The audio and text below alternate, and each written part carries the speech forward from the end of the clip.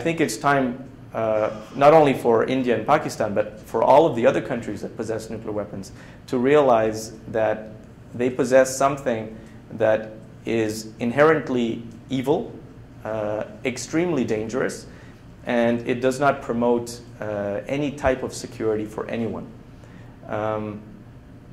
This Saturday, August the 6th, it marks the 67 years since Hiroshima, the Japanese city, was bombed at the end of World War II. 3 days after that, in 1945, they bombed the city of Nagasaki. So this Saturday at 1 o'clock near the metro station park, I will be commemorating the destruction of these cities, the deaths of more than 120,000 Japanese civilians, and trying to inform passers-by, pedestrians, about the threat that we all face, not only in some parts of the world, but everywhere. Of course, our nearest neighbor, our only neighbor, is the United States. And if there were ever a nuclear weapon exchange, bombs would be landing in large amounts, nuclear weapons in large amounts in the United States. And Canada would, if we were not targeted directly, we would definitely be feeling the effects of the destruction of a nuclear weapon detonation. I won't go into the details of what a nuclear weapon detonation is, but let me just say that the fireball, the heat of the fireball, the blast wave, and then the radiation are three ways that the nuclear weapon would almost 100% guarantee the destruction of everything within a space of 50 kilometers where the bomb is dropped or if it's exploded in the air. And for these reasons, I find that I should take whatever time I have as a doctor and inform my patients and anybody else who's willing to listen that this is something that concerns me as a physician and that we have to try and find solutions at government levels to prevent an accidental nuclear weapon being launched or a weapon being possessed by a group that wants to threaten another group, because we would all pay the price if this ever were to happen. Doctor, how do you rate the healthcare system in Canada and Montreal? So that is a very difficult question to answer. Obviously, I'm a doctor, so I would be biased in defending my profession and the way medical care is provided. However, I do work at a CLSC, so I'm exposed to all of the difficulties that there are in being able to see my patients or see other patients that don't have doctors, and also the difficulties in referring patients to specialty services or other clinics in Montreal. So I will try and be truthful in my answer. If, as a doctor, knowing a bit of the medical services that are provided in other parts of the world, I would have to say that the Canadian medical system is still very good. If I were to give it a grade on 10, 0 on 10 being the worst and 10 on 10 being the best in the world, I would say that compared to other parts of the world, I would give it very safely 8 on 10. Why 8 on 10? Because I think that we do enough prevention of disease in Montreal, in Quebec, and I'm suspecting in many parts of Canada. For example, vaccination program for children. In many parts of the world, children are not vaccinated and they die of very easily preventable diseases. Whereas in Canada, we have this.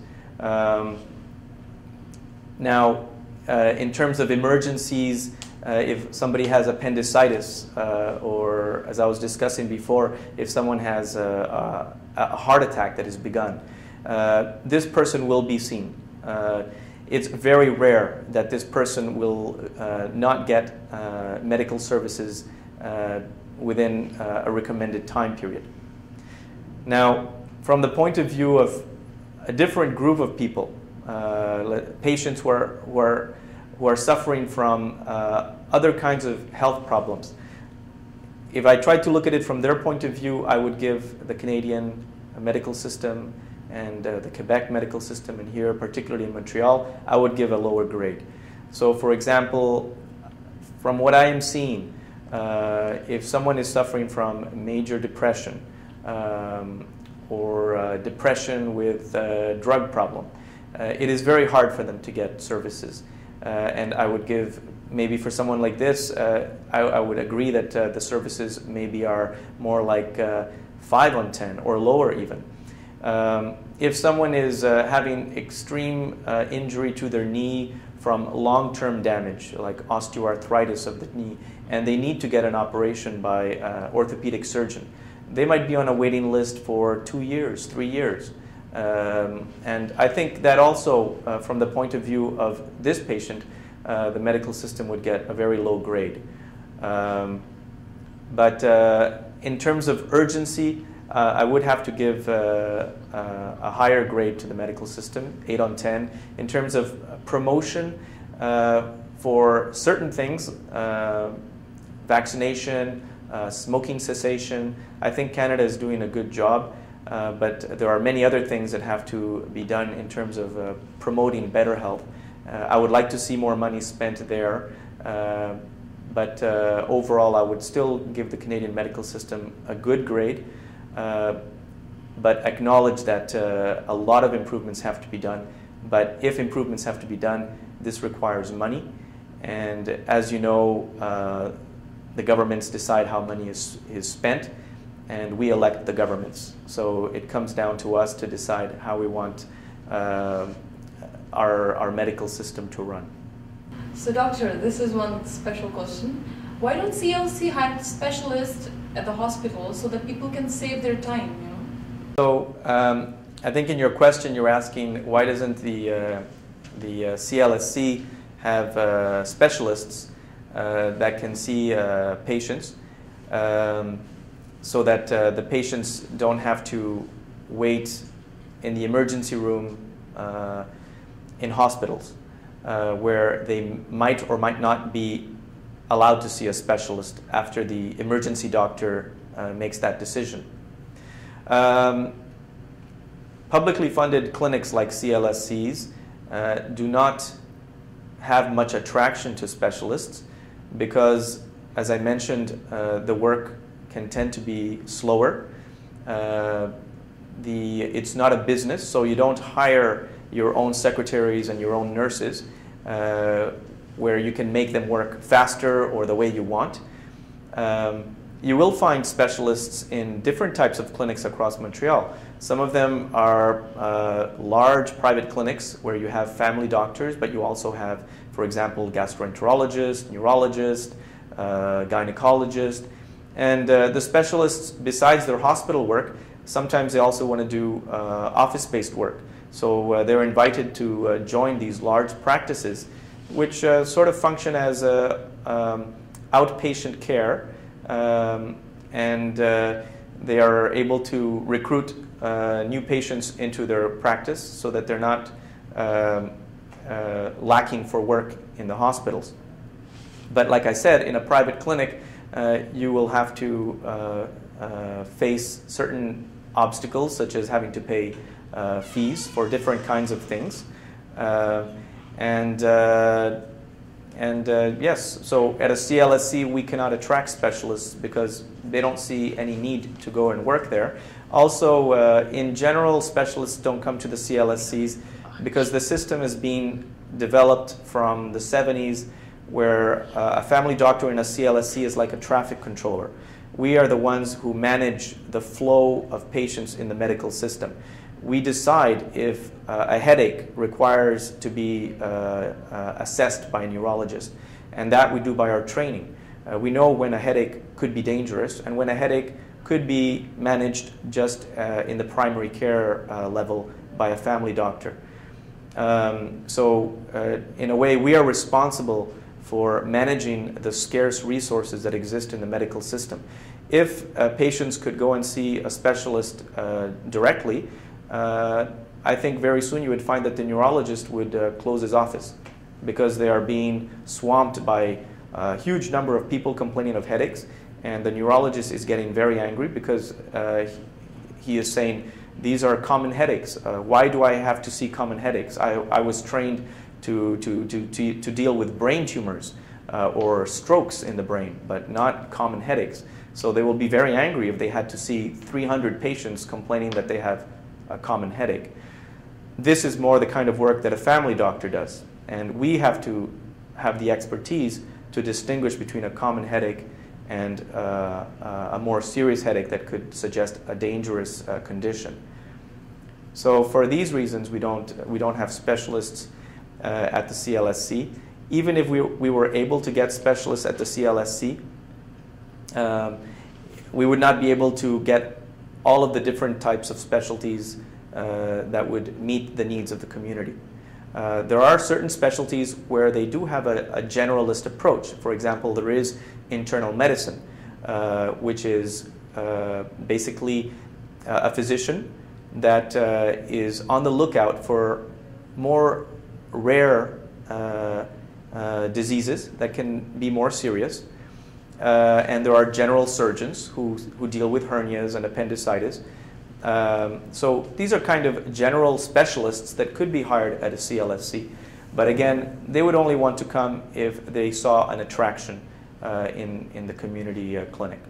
Doctor, you talked about interpreters and small jobs that people can do. Is there any chances that people can come and volunteer with your hospitals? The people who want to help the society and don't know the way, maybe they can come and volunteer. Is the possibility?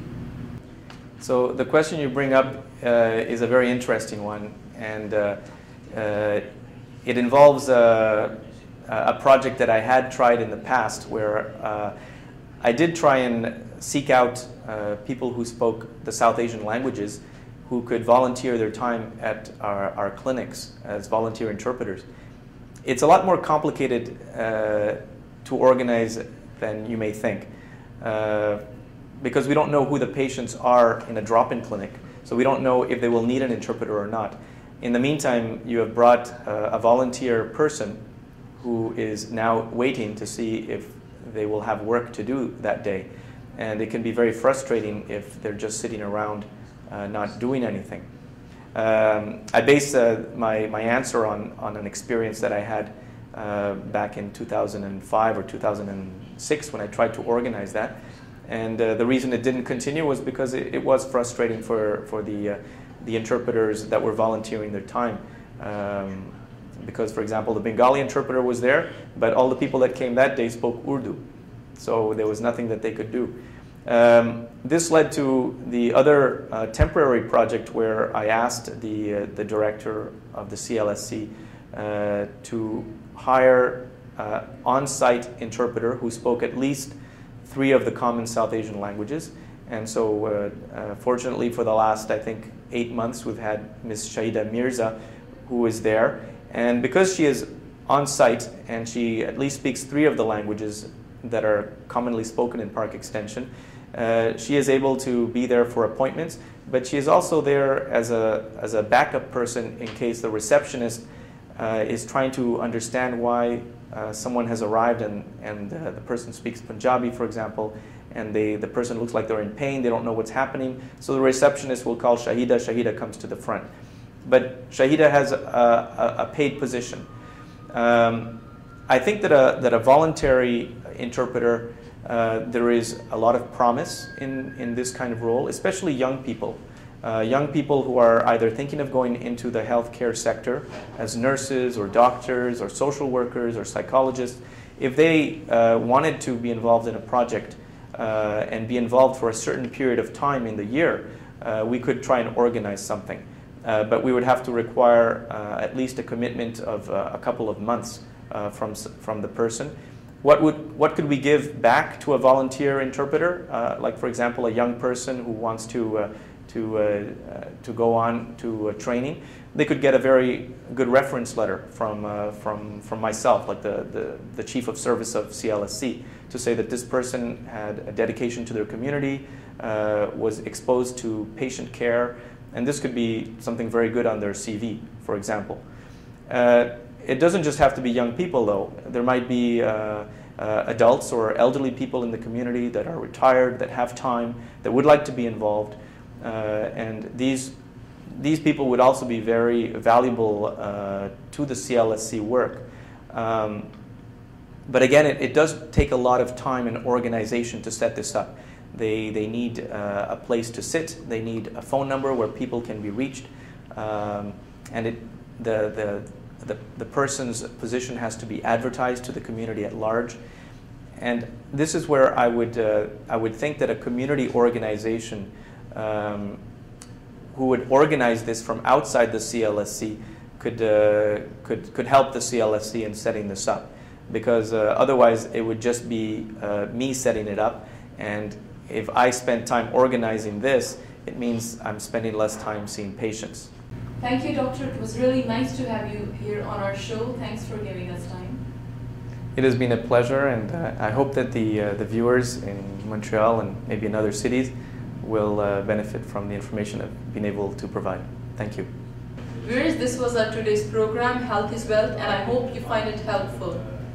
If you have any questions regarding anything, you can call our number, which is shown on the screen. A very goodbye for the next time. See you soon. Health is your wealth. Now don't you forget it. These are the words my father told me back when